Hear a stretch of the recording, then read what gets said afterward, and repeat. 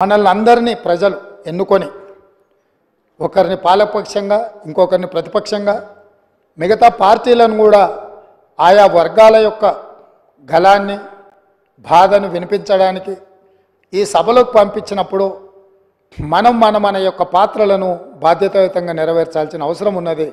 భవిష్యత్తులోనైనా ఆ దిశగా ఈ సభలో ప్రతిపక్ష నాయకుడు అడుగుడు వేయాలని నేను కోరుకుంటున్నాను, భావిస్తున్నాను అధ్యక్ష. ఏది ఏమైనా అధ్యక్ష, మేము ఈ రోజుకి దాదాపుగా డిసెంబర్ 7 నుంచి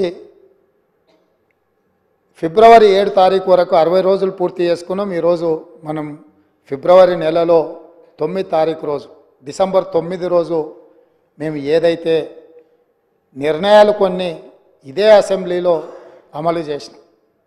అందులో ప్రధానంగా ఆడబిడ్డలకు ఉచిత బస్సు రవాణా సౌకర్యము, బాధతోని ఆసుపత్రులలో ఆర్థిక భారం ఎక్కువై వైద్యం అందక చాలామంది పేదలు చనిపోతుంటే రాజీవ్ ఆరోగ్యశ్రీ పథకాన్ని అమలు చేయడం జరిగింది.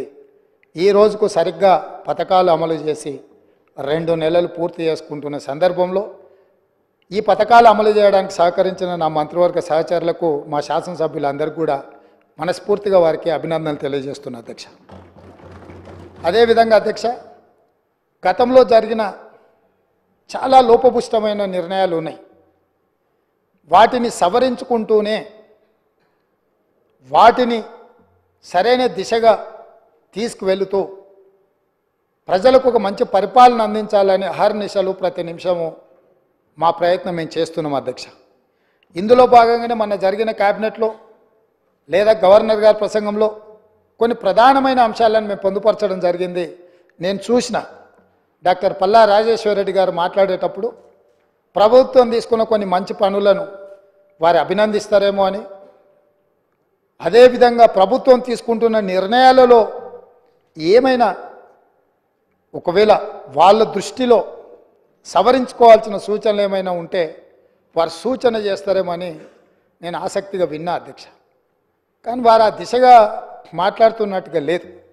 వాళ్ళ నాయకుడిని ఒప్పించడానికో మెప్పించడానికో మా మీద దాడి చేసినట్టుగానే వారు మాట్లాడుతున్నారు. పర్వాలేదు, వారు అదే వాళ్ళ విధానం అయితే ప్రజలు గమనిస్తూనే ఉన్నారు అధ్యక్ష.